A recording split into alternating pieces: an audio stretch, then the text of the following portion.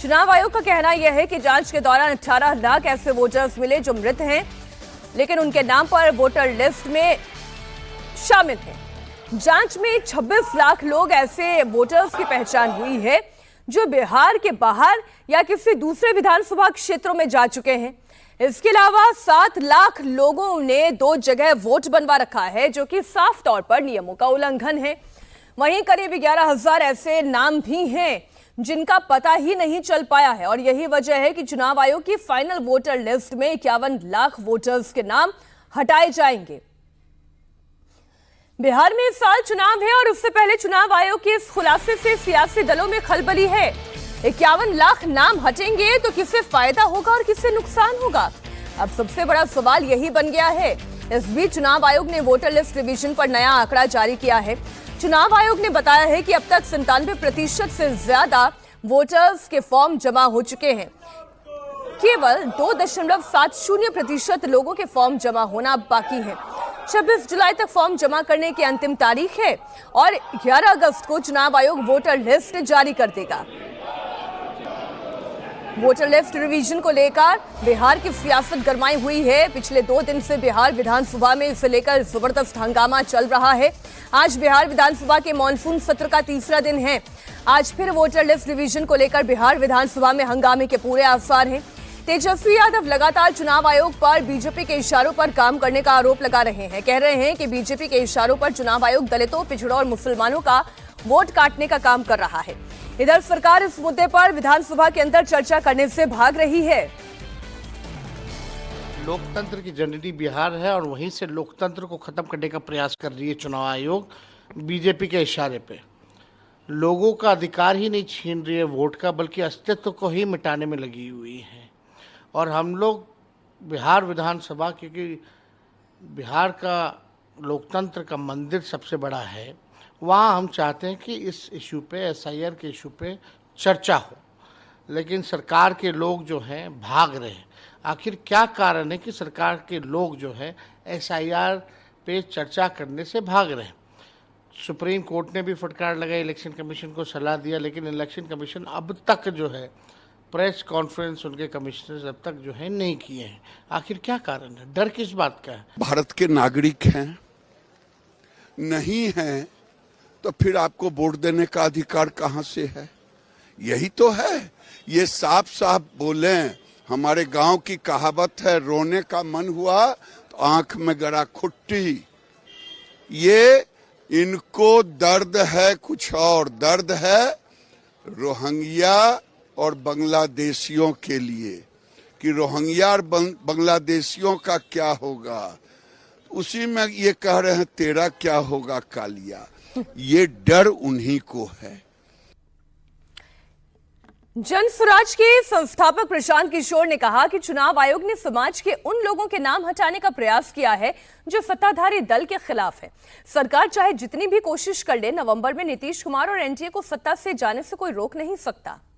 BJP और NDA के लोग इलेक्शन कमीशन की मदद से समाज के उन लोगों का जो सत्तारूढ़ दल के विरोध में हैं, जो प्रवासी मजदूर हैं, जो गरीब लोग हैं, जो व्यवस्था से नाखुश हैं और सरकार के खिलाफ वोट देना चाहते हैं, उनका नाम इलेक्शन कमीशन अपने रोल से हटाने के लिए ये प्रयास किया है। इलेक्शन कमीशन का ये अधिकार नहीं है कि वो किसी की नागरिकता तय करे। तो अगर इलेक्शन कमीशन आपका नाम काट रहा है तो आप उसके लिए खड़ा होइए।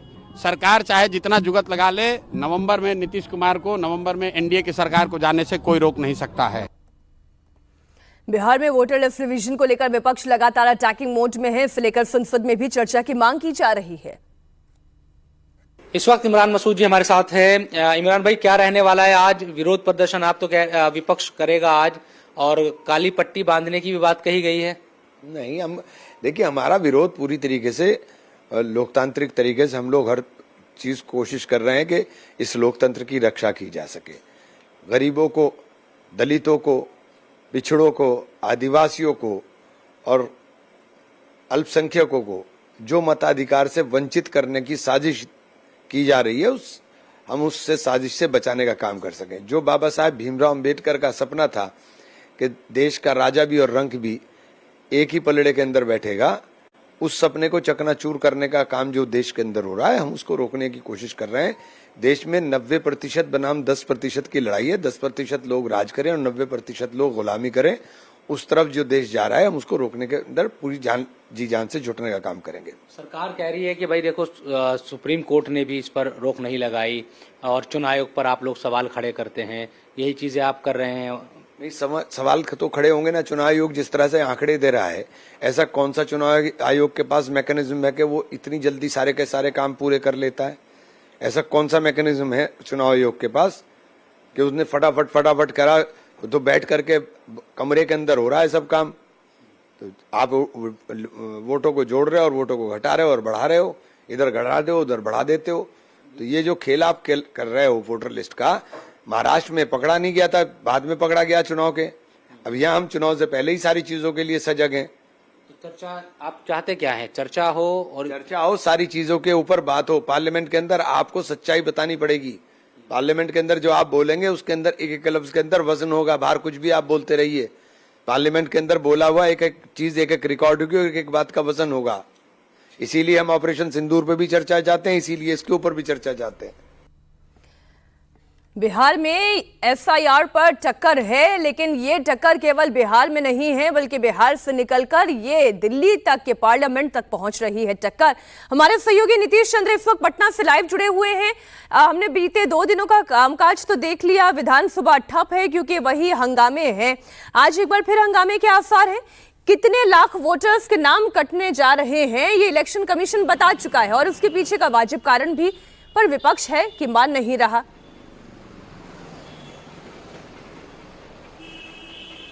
जी हाँ, बिल्कुल इस बात के पूरे आसार हैं कि आज भी विधानसभा में हंगामा देखने को मिलेगा, क्योंकि विपक्ष का कहना है कि इस मामले पर स्पेशल डिबेट कराई जाए और इसी मांग को लेकर लगातार तेजस्वी यादव के जो समर्थक विधायक हैं, विपक्ष के विधायक हैं, वो लगातार प्रदर्शन कर रहे हैं। और कल तो धक्का मुक्की की नौबत आ गई थी विधानसभा के अंदर। मार्शल के साथ काफ़ी देर तक धक्का मुक्की होती रही और यदि उस समय विधानसभा स्थगित नहीं की जाती तो आगे कुछ भी हो सकता था, क्योंकि अंदर जिस तरह से विपक्ष के विधायक इस बात पे अड़े हुए थे कि हर हाल में ये चर्चा मंजूर करनी होगी। और एसआईआर को लेकर तेजस्वी यादव लगातार ये कह रहे हैं कि चुनाव आयोग जो है इसमें निष्पक्ष नज़र नहीं आ रहा है और जिस तरह से कोई प्रेस कॉन्फ्रेंस करके बातें सामने नहीं रखी जा रही हैं, तो चुनाव आयोग पर लगातार हमला कर रहे हैं तेजस्वी यादव। और आज भी उम्मीद की जा रही है कि विधानसभा में विपक्ष का जो ये हंगामा है वो जारी रहेगा। और दूसरी तरफ विधानसभा के बाहर घेराव की भी रणनीति प्रशांत किशोर ने बनाई है, तो आज का दिन भी काफ़ी अहम है।